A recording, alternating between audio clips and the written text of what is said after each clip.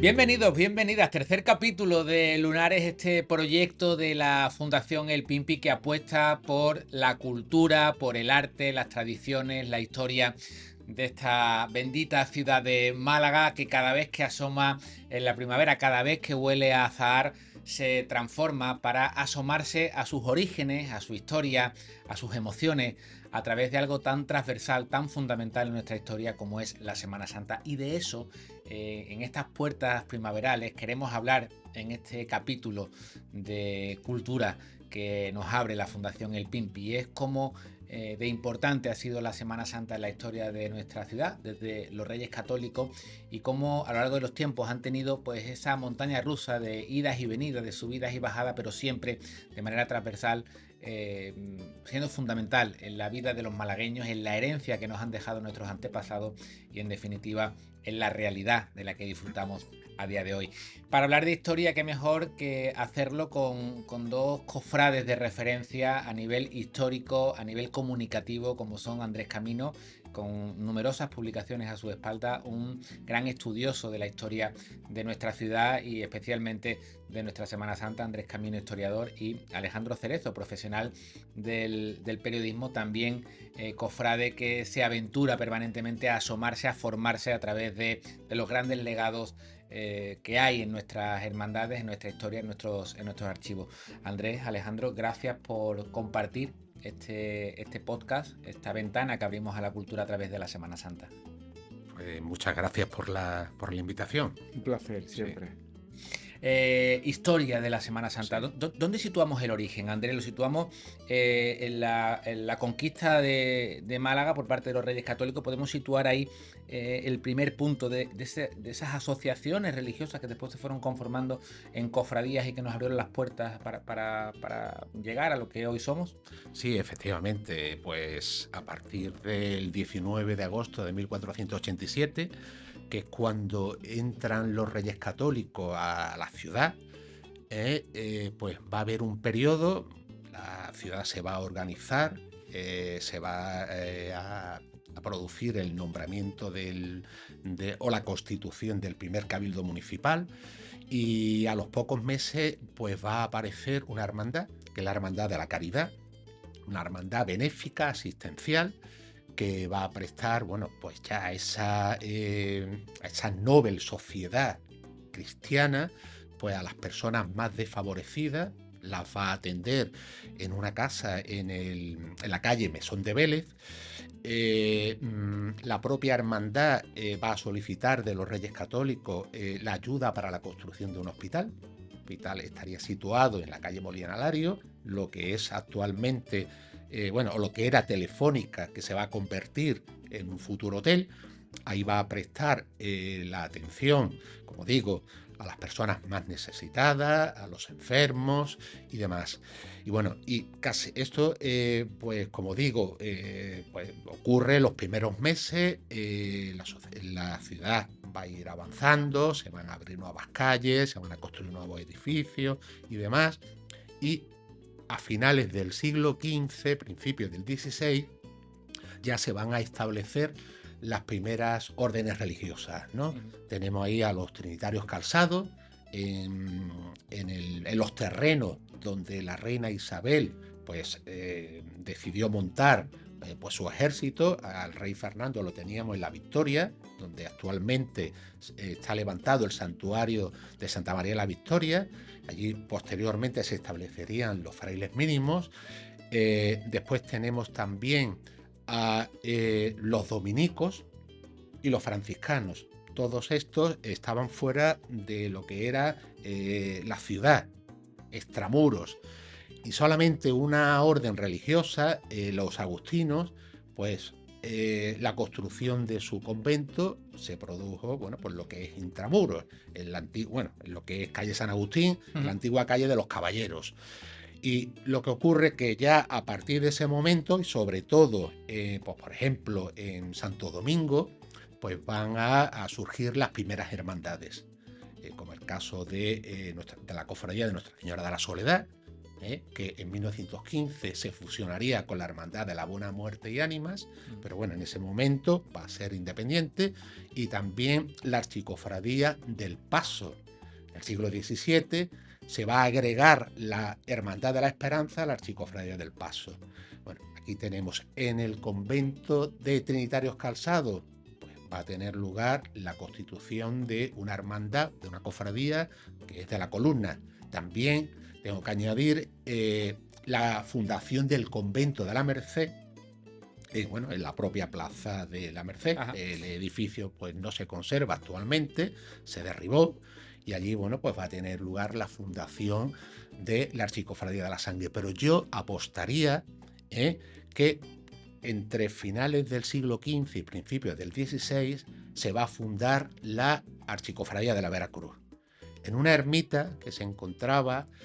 ¿La podemos situar como la primera cofradía la de primera Málaga? Cofradía. Ajá. Yo, bueno, de hecho, hay un inventario documental en el archivo municipal que habla de unas constituciones de 1515, pero yo, bueno, por lo que he estudiado, hay veces que las cofradías se constituyen y más tarde aprueban sus constituciones, como el caso de la antigua hermandad de Nuestra Señora de los Dolores de la iglesia de San Pedro, que con el tiempo, en 1920, se reorganizaría, incorporaría el Cristo de la Aspiración. Pues esta hermandad de origen jesuítico se constituyó en 1737, y sin embargo la aprobación de las constituciones no tiene lugar hasta en 1750. Han pasado 13 años. Por lo tanto, yo apuesto porque la Hermandad de la Veracruz, la Archicofradía de la Veracruz, la constitución, la formación, la creación tuvo lugar entre finales del siglo XV y principios del XVI,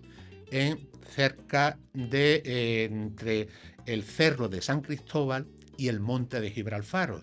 Después, con el tiempo, se trasladaría al Hospital de Santa Ana, que se encontraba en la Plaza de la Merced, y en 1584 da el salto y ya se establece hasta la desamortización en el convento de franciscanos de San Luis el Real. De todas maneras, la Veracruz es una vocación propia de los franciscanos. Ale, ahora vamos a seguir haciendo el recorrido por la historia. Hay algo que ha marcado Andrés en el inicio de esta conversación, que es la labor asistencial. Es decir, las cofradías, desde su constitución, desde su primera conjunción, desde su primera semilla, siempre han tenido en su ADN, por supuesto, evidentemente, el culto, el reunirse en torno a una imagen y la caridad. Fijaos, ¿no? Estamos hablando de los orígenes de la Semana Santa, y ya la caridad asoma ahí, algo que nos ha acompañado a lo largo de nuestra historia. Sí, pero bueno, realmente las hermandades, eso lo puede apuntar Andrés mucho mejor que yo, nacen con esa especie sustitutiva de mutualidad de entierro, y el culto procesional pues era, bueno, yo creo que casi más un cumplimiento estatutario como mucho para salir del paso, en el caso de las hermandades que lo tuvieran, porque había hermandades que no tenían el culto externo arreglado. Lo que pasa es que es complicado concebir esa función de las hermandades con la perspectiva, con la mentalidad que tenemos en el siglo XXI, en el que si una hermandad no sale, no existe. Entonces es muy complicado ese contraste que tenemos cultural, porque esa regularización de las procesiones, que realmente obedece, y yo creo que también Andrés puede corroborarlo, casi más al siglo XX que antes, en el que las hermandades pues eran bastante más irregulares en sus salidas procesionales, pues se dedicaba mucho más a esa asistencia, a esa labor de apostolado. Culto, ¿no? Asistencia social y culto interno, ¿no? Sí, de apostolado evangélico. Realmente el apostolado evangélico que también hacía falta desde la llegada de los Reyes Católicos, esa labor de cristianización, de apostolado entre un pueblo pues que necesitaba ver el ejemplo de esa nueva religión que estaba llegando a la ciudad y que estaba expandiéndose. Pues yo creo que ahí lo que necesitaba era un funcionamiento mucho más adecuado a las directrices evangélicas. Yo creo que en eso también ayudaron mucho los Reyes Católicos, en ese sentido, que fueron en ese aspecto un ejemplo, ¿no?, del funcionamiento de la fe y de verdaderos creyentes especialmente en el caso de la reina Isabel, ¿no? Que tenía unas convicciones fuertes y yo diría que insobornables, y yo creo que en esa creación de hermandades, que al fin y al cabo, bajo esa tutela real, ¿no? Bajo esa vigilancia real, pues obligaban a cumplir, ¿no? Y a dar la talla en unos lugares nuevos, como cuando siempre abrimos unas puertas en algún lado, siempre se procura que esos primeros pasos sean ejemplares en todo su sentido, y las hermandades que se fundan en el siglo XVI, XVII, pues están obligadas, ¿no? a asistir a la caridad, a acompañar al prójimo, que es al fin y al cabo la primera o el segundo, después de amar a Dios, el segundo de los mandamientos principales que Jesús nos lega, no la salida en procesión, ¿no? Andrés, en esa historia de la Semana Santa, con los Reyes Católicos como punto de partida y con esas primeras asociaciones de fieles que al final se van constituyendo en torno a imágenes y se conforman las primeras cofradías, sí me gustaría que relatáramos, que compartiéramos la importancia que han tenido estas asociaciones, estas cofradías, dentro de su irregularidad, para convertirse en pieza fundamental de la sociedad, para vertebrar la propia sociedad a nivel de convivencia, a nivel social, a nivel asistencial, a nivel geográfico. ¿Cuánto de importante han sido a lo largo de su historia durante su origen, desde la Veracruz hasta las 41 que tenemos a día de hoy? Hombre, la Semana Santa, bueno, viéndola desde el punto de vista histórico, ha superado todo tipo de vicisitudes, ¿no? Pues ahí tenemos las distintas epidemias del siglo XVII, del XVIII, sobre todo del XVII. Hay varias epidemias que fueron mortales, que incluso, bueno, pues las cofradías volvieron a resurgir en el siglo XVIII con Carlos III. La idea, la pretensión de ir reduciendo hermandades, incluso, bueno, el caso de los Dolores de San Juan, tuvo que fusionarse con la sacramental para poder sobrevivir. Esto ocurre a principios del siglo XIX. Eso es un denominador común muy frecuente, efectivamente, en nuestra Semana Santa, en nuestra historia. Las menos fuertes, por desgracia, van desapareciendo, pero bueno, van surgiendo otras. Después tenemos el siglo XIX, un siglo XIX muy convulso. Se inicia con una epidemia de fiebre amarilla en 1803, 1804. Hay cofradías que tambalean, pero bueno, siguen adelante. Tenemos ahí la invasión napoleónica, que todo lo que pudieron rapiñar los franceses, pues imagínate, toda la plata, obras de arte, pues se lo llevaron. Pero ahí estaban las cofradías, en casos especiales Viñeros, ¿no? Cuando residía en la iglesia conventual de la Merced. Después tenemos ahí también el periodo liberal, a muerte con las cofradías. Después, bueno, la nueva llegada de Fernando VII, bueno, pues eso la revitaliza. Tenemos la desamortización, que hay una diáspora, que claro, las cofradías, la inmensa mayoría de las cofradías tienen pues su fundación en los conventos, al calor de las distintas órdenes religiosas, exceptuando algunas hermandades, como el caso de la Puente del Cedrón o de la Exaltación, por decirte dos, que esas sí tienen lugar en la fundación, la constitución, en las parroquias, en este caso de San Juan. Después tenemos, bueno, el periodo isabelino fue fantástico, pero ahora viene la Revolución de la Gloriosa. Pues otra vez las cofradías pues pagan el pato siempre, pero bueno, es increíble porque es que vuelven a resurgir como las setas, ¿no? Eso iba a deciros, ¿no? Es un poco guadiana, ¿no? Efectivamente. Las cofradías han tenido siempre su necesidad de formar parte, de estar, ¿no? Desde su origen. Entonces, cuando venía algo que las arrasaba, desaparecía, pero rápidamente se reorganizaba. Una fuerza que... Yo que estaba haciendo ahora recopilación de todas las cofradías al final, tantas... claro. Son reorganizaciones, es decir, buscan, rascan en orígenes para poder tener una vinculación de aquel y no perder lo que fuimos, ¿no? Bueno, ya, y ahora vamos, y ya no te digo nada del siglo XX. Bueno, en finales del XIX tenemos una crisis aquí en Málaga de la filosera, no se puede exportar ni vino ni pasa. Tenemos la caída de la industria metalúrgica y textil, de los Heredia y de los Larios. Tenemos también que coincide con la pérdida de las colonias, ¿no? de Cuba, Puerto Rico, Filipinas. Bueno, es todo tremendo, ¿no? Una crisis socioeconómica, y después también hay un incipiente movimiento obrero que es anticlerical, ¿no? Porque ven que ellos las pasan canutas y la Iglesia, sobre todo, lo tienen ahí focalizado a la Compañía de Jesús, que se enriquecen, ¿no? Bueno, pues todo esto, y ahora llega una época muy buena, los años 20, los felices años 20, Ajá. y ahora imagínate que, vamos, yo me quedo desde luego asombrado, veo una Semana Santa llena de gente en las calles en el año 31, se celebran unas elecciones municipales que ganan los partidos de izquierda, a los pocos días se declara la Segunda República, y a las 3 semanas aproximadamente, pues se incendian las iglesias y los conventos. Y sin embargo, bueno, muchos directivos agrupacionistas pensaban que esto ya es el final de la Semana Santa, que va a ser el final. Yo creo que la Semana Santa, las cofradías, los cofrades, tenemos un gen que no lo tiene nadie. Con más fuerza. Claro. Bueno, incluso después de la Guerra Civil. Claro. Después de la Guerra Civil. Cuando es que no tenemos prácticamente nada, y hay una figura que para mí es importantísima, que yo la he estudiado, Enrique Navarro, que para mí es el cofrade más grande que ha tenido la Semana Santa de Málaga, y se vuelve a reconstruir. Vamos, de la ceniza vuelve a surgir la Semana Santa, ¿no? Y actualmente estamos viviendo un momento dorado, ¿no? Sí. Hombre, ahí el tema de la capacidad de flotar del mundo de las cofradías, creo que también hay unas explicaciones, yo creo, más sociológicas que otra cosa, ¿no? Que es que en el fondo hablamos de fe.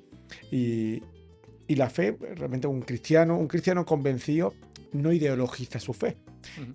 ¿Qué significa eso? Pues que en las hermandades entran personas de todo tipo de tendencias. Es decir, no son unas instituciones, por mucho que lo pudieran parecer, y que en algunos momentos de la historia las cúpulas directivas, si estuvieran posicionadas, no tienen nada que ver. El colectivo de las hermandades siempre fue un colectivo totalmente mezclado, totalmente heterogéneo, que es lo que consiguió, y es lo que yo creo que ha sido la garantía de la supervivencia de las hermandades. Porque en los periodos más negativos, las hermandades siempre surgieron porque dentro, en su corazón, tenían un grupo de hermanos pues que podían adaptarse a esos periodos que iban dándoles, ¿no? Ha puesto el ejemplo del año 31. Indudablemente debió haber hermanos de ideología republicana en las hermandades por una cuestión aritmética, porque si en unas elecciones municipales gana una opción partidista es porque esa idea está esparcida por en todas las capas de la sociedad, incluidas las hermandades. Esa heterogenización de las hermandades, de que la fe está por encima de las tendencias ideológicas, y que todo eso se puede ver hoy día, es lo que también garantiza que las hermandades sean, y la Semana Santa, una fiesta, como dirán los antropólogos, una fiesta total, una fiesta que toca a la ciudad, incluso a los no creyentes, y forma parte de una identidad de la ciudad, que es lo que también ha conseguido que la Semana Santa perdure, no solo también como instituciones religiosas. Desde dentro yo creo que las hermandades deben tener muy claro lo que son y para lo que son hermandades para el culto a Dios, pero de forma indirecta o de forma transversal se transforman también en una especie de encuentro con la identidad de la ciudad, con la forma de ser, con lo que somos, ¿no? Entonces ahí ya entran pues muchos intereses, muchas voluntades y mucho atractivo de personas que no son necesariamente religiosas practicantes, pero que encuentran en la Semana Santa una especie de ADN con su forma de ser y con su ciudad, ¿no? A lo largo de la historia, y ha situado Andrés algunos puntos claves, sería imposible en estos minutos que vamos a compartir analizar casi ni siquiera siglo por siglo, ¿no? Pero evidentemente ha habido muchos momentos prolíficos de grandes imagineros a lo largo de nuestra historia que han fomentado la devoción, probablemente en culto interno. Hemos hablado de épocas donde,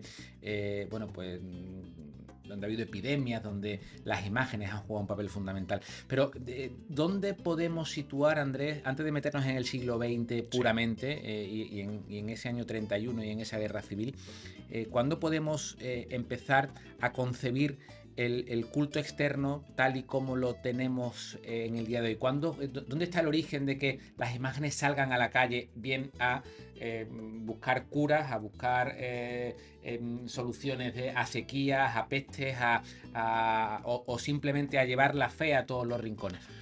Hombre, vamos a ver. Como antes ha comentado Alejandro, bueno, es que en realidad era así. El primer objetivo de las hermandades y cofradías era, bueno, actuaban como mutualidades de entierro, evidentemente, ¿no? Y claro, cuando asolaba una epidemia, eso era para una hermandad, era un desastre. Porque claro, tenían que asumir los gastos de entierro, en fin. Se multiplicaban las muertes, evidentemente. Efectivamente. Entonces, claro, cuando el estado de las arcas lo permitía, pues se producían, bueno, hay momentos muy buenos en el siglo XVII. El siglo XVII es cuando empiezan a eclosionar un montón de cofradías, sobre todo en el convento de San Luis el Real, que para mí es el germen del procesionismo malagueño. Incluso, bueno, hay hermandades que tienen unos números clausus, y a partir de ahí, pues nacen las hermandades filiales. Y las hermandades filiales también, porque si tienen privilegios espirituales o papales, pues ellos se benefician. Entonces, claro, también el pensamiento del hombre del barroco está imbuido de la religiosidad. ¿Qué me va a pasar a mí cuando yo me muera? Pues si yo me hago hermanos o pertenezco a una hermandad, yo voy a recibir esa gracia, esa prerrogativa espirituales, y eso me va a beneficiar para entrar yo en el cielo, ¿no? De la otra manera, pues yo puedo ir al infierno, claro. Hombre, actualmente con nuestra mentalidad no lo entenderíamos. Incluso hay un pleito, bueno, antes se me ha olvidado también comentar que otro de los conventos, pues fundado en el Perchel Sur, fue el de Carmelitas Descalzos. Y allí se fundó a finales del siglo XVI la Hermandad de los Nazarenos. Y además, fijaos que mantiene un pleito con la Archicofradía del Paso porque dice que no tienen los estatutos aprobados la Archicofradía del Paso. Eso hoy día sería incomprensible, ¿no? Pues entonces, claro, la prioridad es enterrar. Y después, si el estado de salud económico lo permite, se pueden efectuar procesiones, efectivamente. Se realizaron muchas procesiones.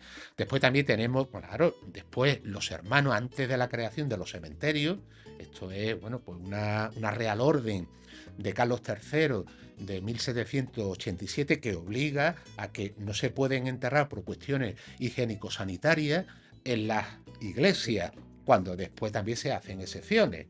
Los cementerios se fundan, el de Málaga en 1810, pero no entra en pleno auge hasta 1829, ¿no? Después, claro, las cofradías construyen allí sus panteones y siempre vamos a lo mismo. Pues claro, primero, además es que si lees las constituciones de una hermandad del siglo XIX, lo primero que te habla es de los enterramientos y después de las procesiones. Yo creo que con la fundación de la agrupación de cofradías, que eso fue un hito en la historia del procesionismo malagueño en 1921, es cuando se empieza ya a tomar conciencia, ¿no? Efectivamente, que lo primero es la procesión. Eso es lo primero. Y después, bueno, pues lo que venga detrás, pero lo primero es lo primero. Y además también Málaga se tiene que vender. Claro, aquí tiene que venir el turista, el forastero, antes decía forastero, el forastero, ¿no? Y claro, tenemos que vivir, y ahí, bueno, Antonio Baena tuvo una visión tremenda, y el grupo de personas que pues se reunió en torno a la figura de Antonio Baena, como Alberto Jiménez de Navarra, Manuel Nogueira y otros muchos más. Ese es el origen de lo que podemos entender hoy como una configuración de la Semana Santa actual, ¿no? En los años 20 del siglo pasado, sí. Empiezan a través de los nombres propios, ¿no? Que se han esbozado en esta charla, empieza a tener la concepción de conjunto, de esto es una realidad común, vamos a darle forma para conseguir objetivos que también son necesarios desde el punto de vista económico, desde el punto de vista social, desde el punto de vista turístico, desde el punto de vista de ciudad también. Y la agrupación de cofradía es quizás la gran semilla de lo que hoy es la Semana Santa.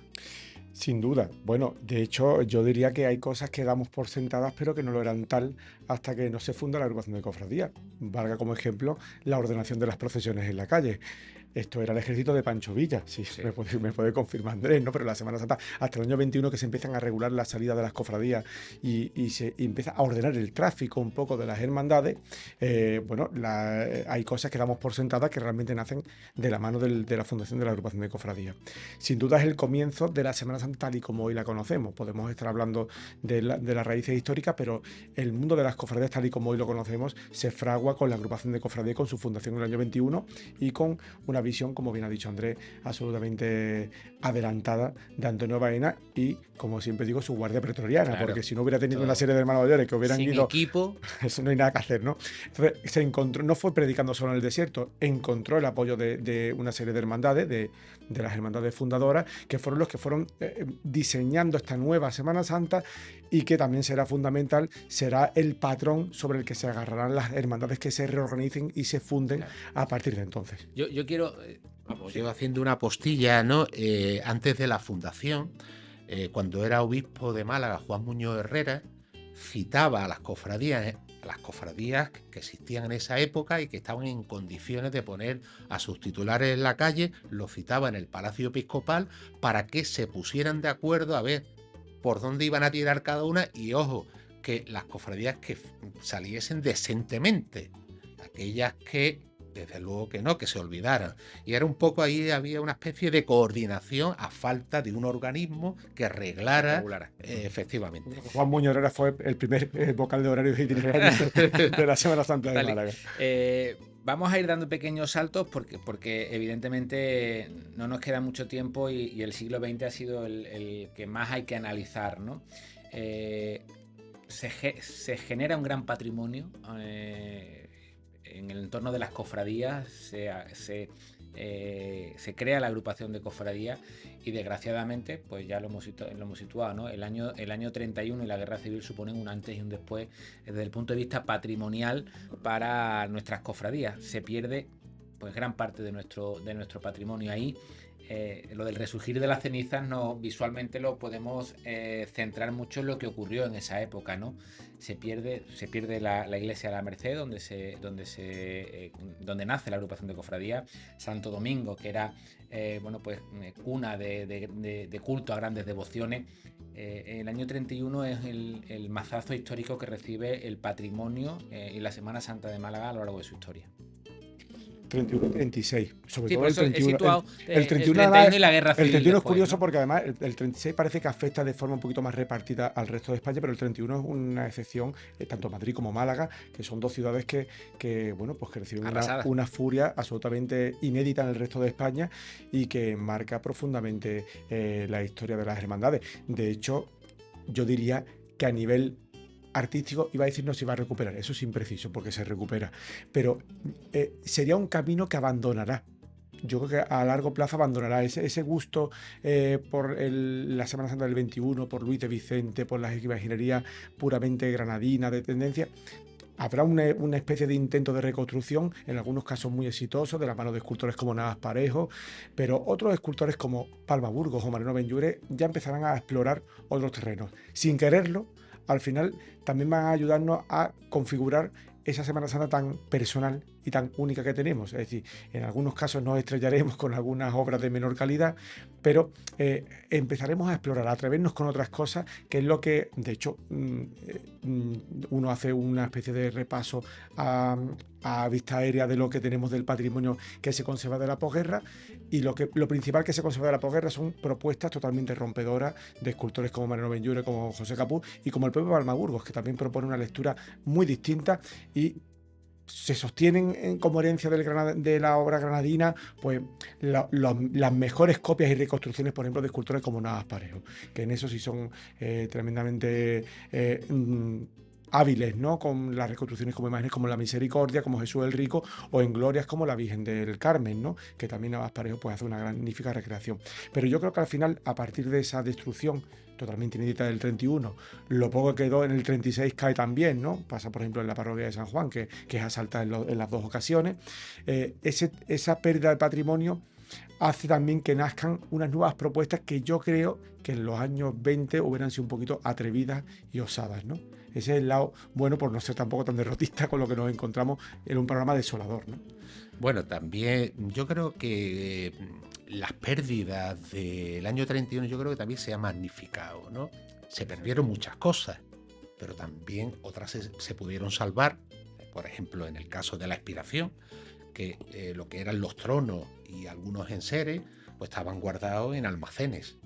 No existían las casas de hermandad. Sí, al final nos centramos sobre todo en la pérdida, ¿no? Claro, no claro. No es lo difícil que Hombre, fue claro. defender aquello Claro, que se defendió y que se claro. consiguió preservar, ¿no? Hay imágenes que son, bueno, que son legendarias, como el Cristo de la Buena Muerte de Pedro de Mena, pero yo también muchas veces me pregunto, digo, hay que ver, las fotografías de las que yo hacía alusión del año 31, bajando a la Esperanza, eso de las 8 de las 9 de la mañana, calle Lario abajo, la calle, como dicen hoy, petada, ¿no?, de gente, ¿no? O el pasillo de Santo Domingo igual. Y digo yo, ¿y esta gente dónde estaba el día 11 y 12 de mayo del 31? Es una buena pregunta. Como Francisco Palma Burgos, si fue allí a Santo Domingo a hacer lo que pudo, ¿pero dónde estaban los cofrades?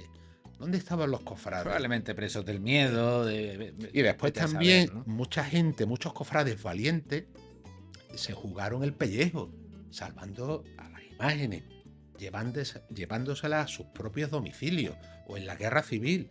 Venceslao Ruiz Raggio Salinas, que fue hermano mayor de Fusionada, ¿no?, que era el secretario, se llevó los libros de la agrupación como secretario a su casa, ¿no?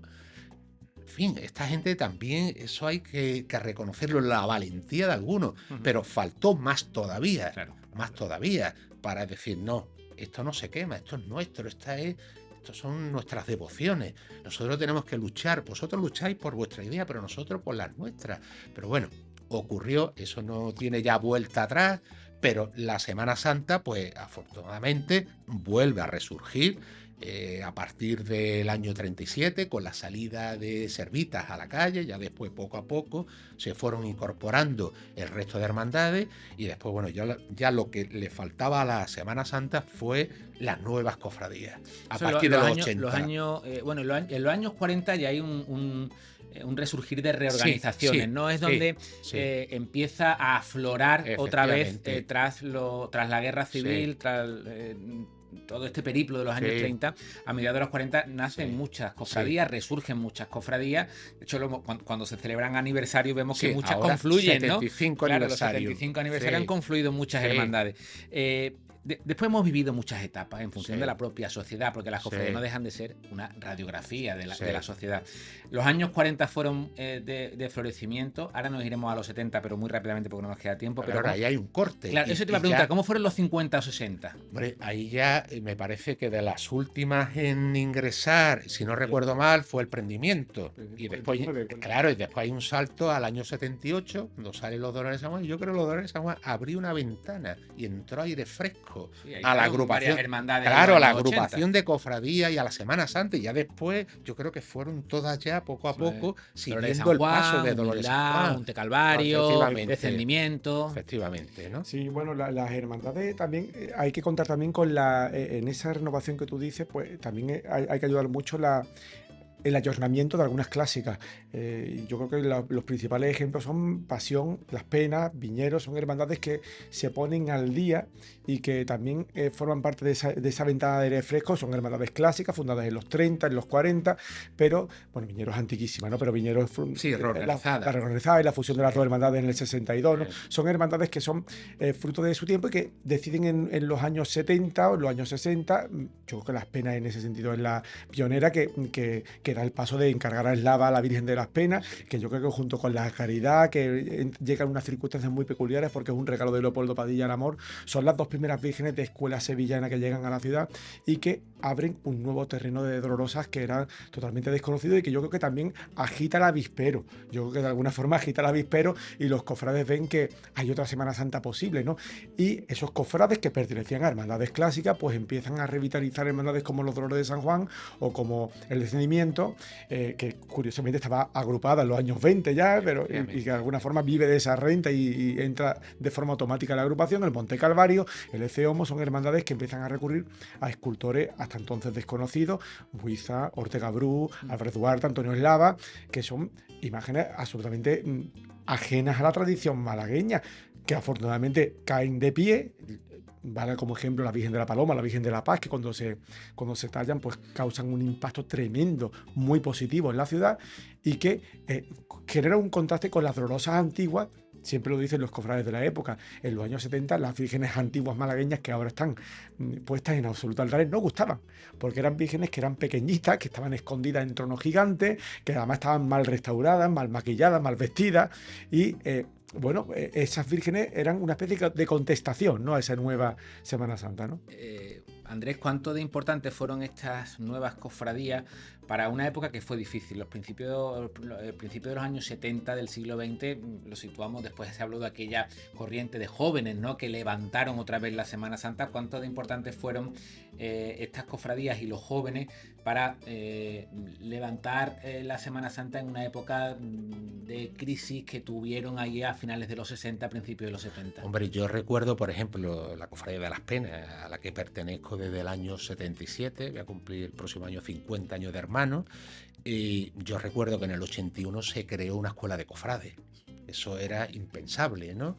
Incluso, vamos, en la mesa redonda que tuvimos de personajes, Eduardo Rosell habló. Entonces, claro, durante ese año, pues en el verano, allí en el patio de San Julián, aunque el edificio era de la agrupación de cofradías, pero todavía no se había trasladado porque las dependencias no se bendijeron hasta el 17 de diciembre del 88. Entonces nosotros estábamos allí, teníamos una autorización del obispo Ramón Busarray, y allí pues celebrábamos jornadas culturales, reuniones, y había una vida tremenda.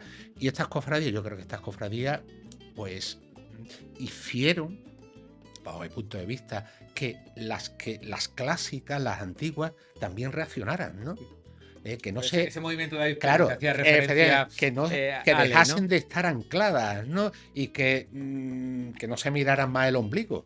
Sí. Que había también otras hermandades, y yo creo que le dio este importante número de hermandades, le dio un vuelco a la Semana Santa, y yo creo que le vino bien. Hay veces que dice, no, pero le vino muy bien. Saludablemente le vino muy bien, ¿no? Y eso, bueno, pues que, en fin, hemos llegado a un punto de casi la cuasi perfección. Y ya para terminar, quiero hacer un esbozo del siglo XXI, donde quizás Málaga y su Semana Santa se han quitado complejos, han sabido mantener su identidad, han sabido tener marca propia, si me lo permitís.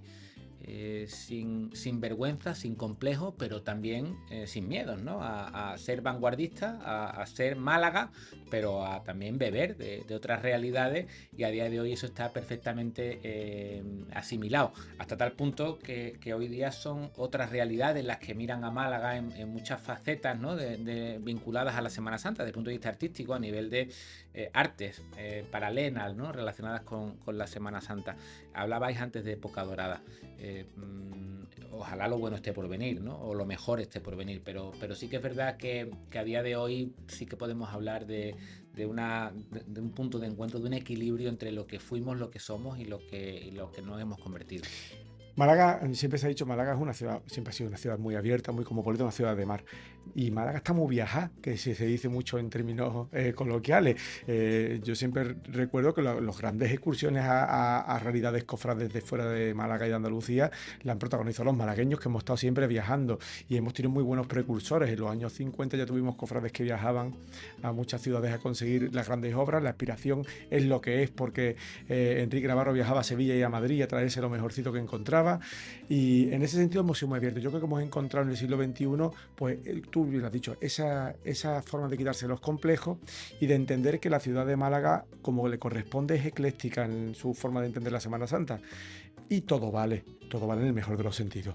Vale todas las expresiones artísticas, valen todas. Es decir, es muy difícil encontrar en otras ciudades esa diversidad de imaginería, por ejemplo, de encontrarte una imagen clásica del siglo XVIII y en el siguiente trono encontrarte una imagen del siglo XX de algún escultor que haya roto todos los moldes en la historia, y después de irnos a un grupo escultórico de un escultor propio de Málaga que esté trabajando recientemente y esté relimpiando la imaginería, como tenemos tantos, ¿no?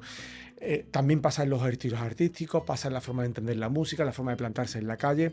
Hay hermandades que parecen de dos planetas distintos y sin embargo la entendemos como nuestras en los dos casos, ¿no? Yo creo que lo único que ha quedado inamovible, y está bien que así sea, es la forma de cargar. La forma de carga sí parece que ha habido un consenso general en el que parece la única forma de no negociación, que los hombres de trono es el funcionamiento de la Semana Santa, y dentro de ello también podríamos decir que hay hasta 25 escuelas y 25 formas, ¿no? Y mucha evolución. Y mucha.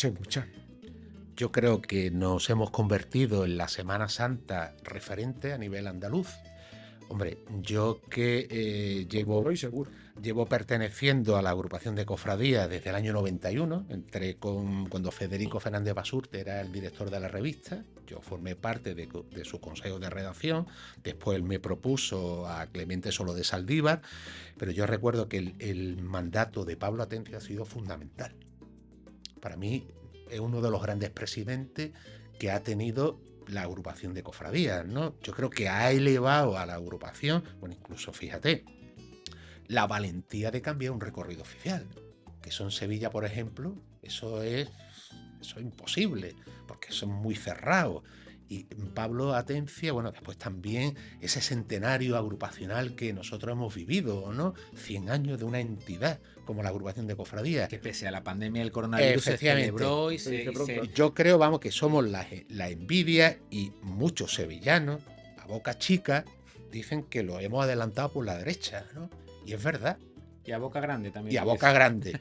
Es verdad. Vivimos un momento dulce. Eso sí, que tampoco vamos a poner los pies en el suelo. Y vamos a seguir trabajando en nuestra línea. Yo creo que esa es un poco la clave del éxito, la humildad. Y después lo importante, como dice Alejandro, es que casi toda Andalucía se ha sevillanizado. Y nosotros somos una isla en el sentido de que nosotros sacamos los tronos de una forma. Y el resto de Semana Santa, pues poco a poco han ido cambiando. Y eso es también una cosa a tener en cuenta, porque es una de nuestras señas de identidad. Y nosotros, bueno, sí, hemos estado muchos años dependiendo de la Semana Santa, de los artesanos, de los escultores, de Sevilla, de los bordadores, porque es que no teníamos nada. Pero ahora Málaga creo que es autosuficiente y no necesita tirar de otras ciudades. Pues me ha encantado compartir este ratito con vosotros para sumarnos a la historia y entender que de lo que disfrutamos hoy en día no es fruto de la casualidad, sino del trabajo, de la historia y de asomarnos a nosotros mismos, porque esta bendita herencia que recibimos los cofrades, algunos la generan por sí mismos, pero no deja de ser una herencia en todos los aspectos, patrimonial, devocional y emocional. Nos sirve para valorar pues quiénes somos y a lo que nos dedicamos y lo que representamos para esta bendita ciudad de Málaga. Alejandro Cerezo, Andrés Camino, gracias de corazón. Nada, a ti por la invitación. Y no dejéis de bucear en la historia.